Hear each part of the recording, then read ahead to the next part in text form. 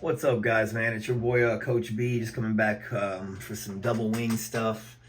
So, had a couple of my coaches that are in a group chat with me talking about the double wing offense, asked me specifically about what passes, wanted me to kind of go over some of the passes that I ended up using in the double wing that I've always found effective over the years.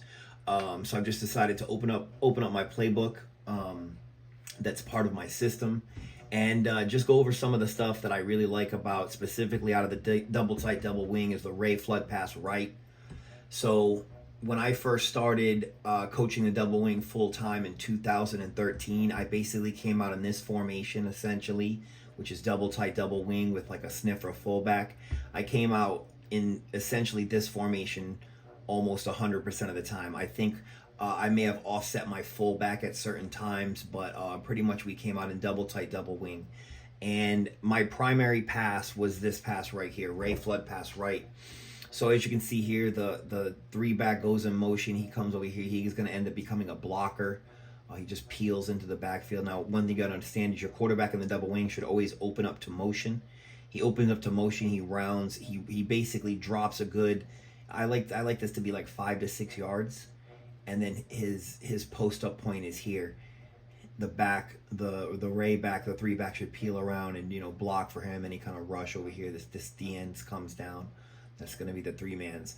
But I like this. The flood to the right. I basically send my right tight end or my Y man on a fly to run off a linebacker or probably the safety. But my primary route is right here, my two back. I like my two backs to be athletic kids that know how to run routes. Now, when it comes to this play for smaller kids, this the actual distances that I'm calling here, like I like this, for 12 and 13-year-olds, I like this to be like a 10-yard square out, which is not a hard throw for a 12 or 13-year-old. But for younger kids, you can size this down. Like this could be like a 5-yard out. This could be like a 7-yard out.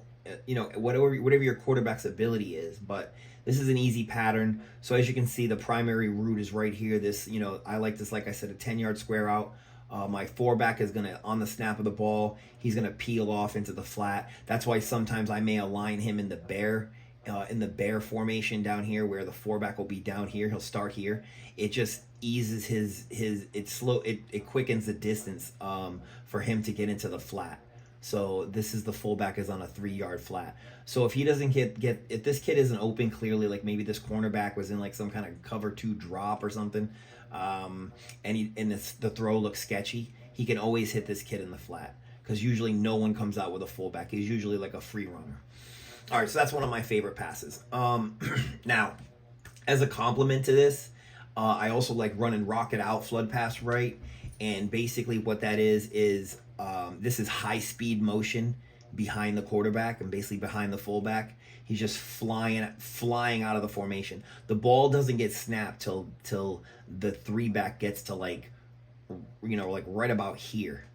And what I want that to do is I want him to be in high speed motion. The ball gets snapped, he turns upfield and he just runs a vert because I want him to run a vert to draw this kid off.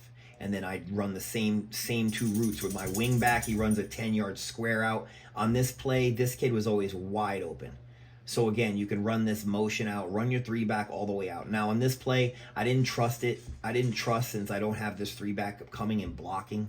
I didn't trust that there wasn't going to be too much of a rush from my quarterback because I don't want to let everyone go. So my fullback just peels off and he doesn't run in the flat. There's no reason for him to be in the flat because I want this kid to be over here with my receiver that's not getting the ball. I mean, if he's wide open, then yeah, throw it to him. But usually, like the cornerbacks will fly out and cover this kid on motion.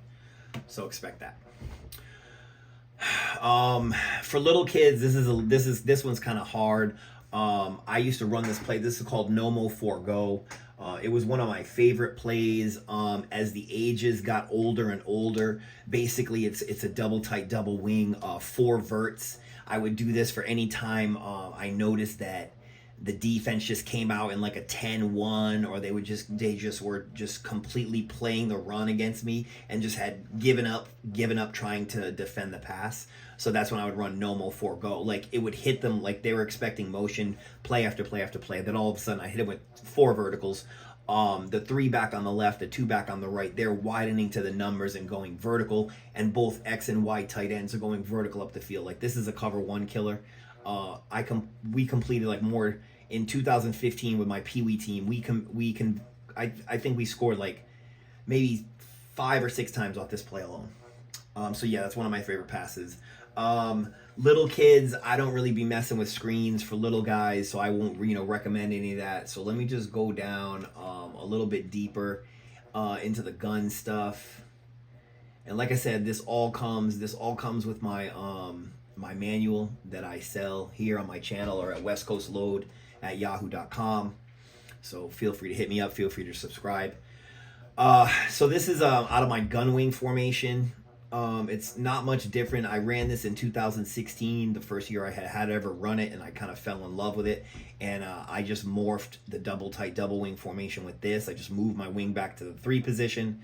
My 2 back stays over here. My 4 back is always on the right side unless we go gun left, and then they'll just flip flop. But he comes out in his base formation. He's in the bear configuration, and he already knows that with the gun. The things I like about the gun is that the gun backs the defense up, and that just allows you to run the ball more. Because I love doing videos about passing, and my theories on passing. And youth football, I just think the more you pass, usually the more losses you're going to take, especially at the younger levels. Because I've seen teams that just think that they're, they're going to have like an air raid offense, and it just doesn't work. So, however, out of the gun, I'm not going to go to the gun 18 sprint screen, but it's a complement of this play. I really like this play.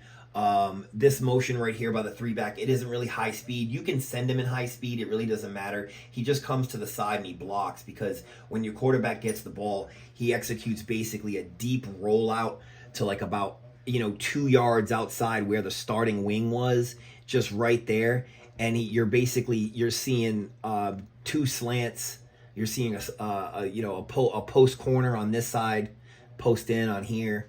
So your X and Y, your 4 back is still going in the flat, and then your 2 back is running basically what's an arrow, like a 15-yard arrow. This could also be like a curl if you wanted to, like you little guys, if you want to run pop passes off this. This is something easy to run.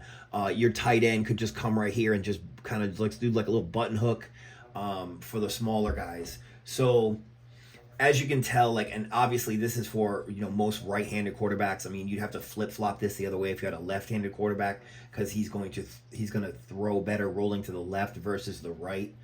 That's up to you and your coaching staff and your personnel. But so I hope you enjoyed a little bit of the basics of what the double wing can bring you as far as the passing and some of my favorite passes. And so go ahead and try these out, man. Tell me how they work. See ya.